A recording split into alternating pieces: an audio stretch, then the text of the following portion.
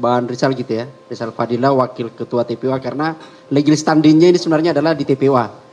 Apa yang mereka alami setelah mulai dari mengadukan sampai kemudian tiba-tiba kok dihentikan gitu lah.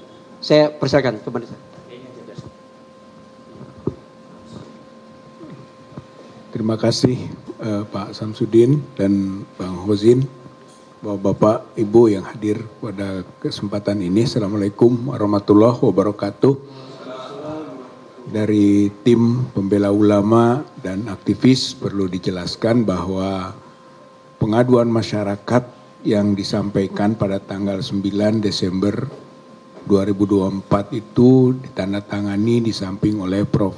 Egy Sujana, juga oleh Pak Medi Juniarto, saya sendiri, kemudian Pak Rustam Effendi, Pak Domeng enggak nanda tangan. Saya kira kita berempat yang menandatangani sebagai pengaduan masyarakat tanggal 9. Kemudian tanggal 9 April 2025 baru ada laporan informasi dari Bareskrim, dan 10 April keluarlah surat perintah penyelidikan, dan tanggal 22 Mei 2025 telah diumumkan dan pengumumannya dihentikan. Saya kira ini satu hal yang mengejutkan dari proses-proses yang dilakukan oleh pihak Bareskrim Mabes Polri, karena proseduralnya saya kira tidak seperti itu. Pada ujungnya yang telah dicanangkan yaitu ada gelar perkara yang memutuskan penghentian penyelidikan. Saya kira gelar perkara itu harus melibatkan unsur pengadu, gitu, karena ini adalah Dumas yang kemudian ada surat perintah penyelidikan, dan gelar perkara untuk sampai kalimat menghentikan itu harus melibatkan pihak pengadu. Nah, dan ternyata tidak, hanya gelar perkara internal saja yang kemudian dipublikasikan oleh Brigjen Juhandani itu. Saya kira ini yang kita protes, yang pihak tadi kuasa hukum atau tim advokasi anti kriminalisasi akademisi dan aktivis, kita semua sudah menyampaikan pernyataan seperti tadi, protes gitu. Jadi TPUA itu akan membuat surat pada hari Senin, ya insya Allah, surat langsung kepada Karo Wasidik, ya Mabes Polri, ya untuk meminta sebagaimana disampaikan tadi, yaitu gelar perkara khusus. Karena gelar perkara yang semestinya melibatkan pengadu, termasuk juga ahli atau pihak-pihak lain yang diperlukan, tidak dilakukan. Oleh karena itu TPUA memohon, meminta, mendesak pihak kepolisian, Mabes Polri untuk melakukan gelar perkara khusus. Sebagaimana tadi telah disampaikan sesuai dengan Perkap Polri nomor 6 tahun 2019, ya tadi disampaikan oleh tim kuasa hukum, ya pasal 3133. Sebagaimana itu, saya kira kita berbasis hukum. Jadi permohonan ini memiliki landasan hukum yang kuat. Mudah-mudahan harapannya itu bisa direalisasikan. Walaupun ditujukan kepada Karo Wasidik, tapi tembusannya kepada Presiden, tembusannya kepada pimpinan DPR, tembusannya kepada Kejaksaan Agung, tembusannya kepada Bareskrim, kepada Irwasum, dan tentu saja kepada tim advokasi. Artinya terpublikasi secara luas, karena ini TPUA mengadukan ke pihak Bareskrim atas dugaan ijazah palsunya Joko Widodo, bukan kepentingan TPUA, bukan kepentingan kelompok atau personal tertentu, tapi ini kepentingan umum.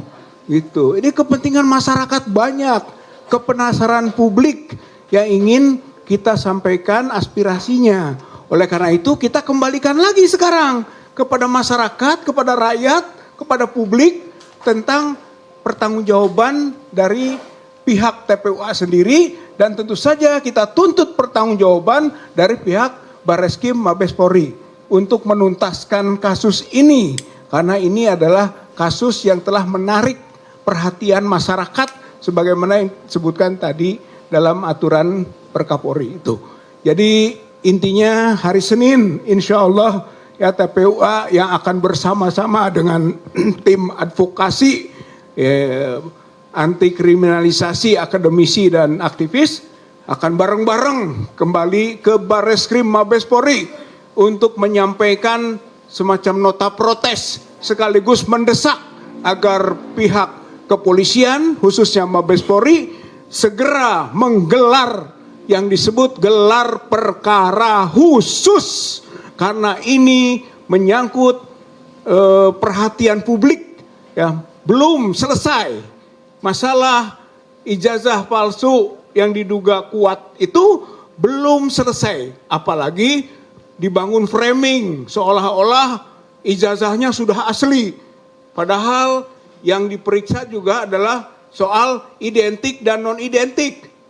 Identik tidak sama dengan otentik. Tidak bisa dikualifikasi, di framing menjadi asli. Belum terbukti bahwa dugaan ijazah palsu Jokowi asli. Belum.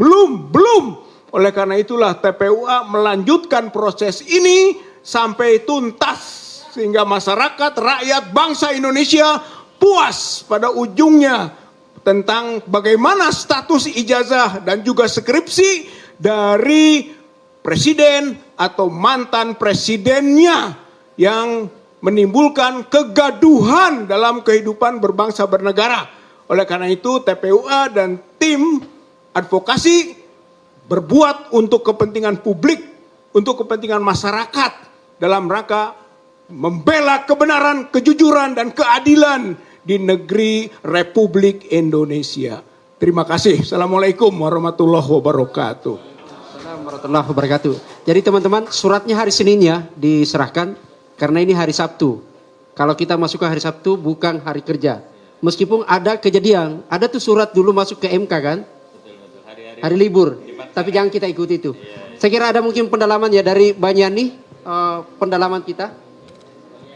Pendalaman cukup?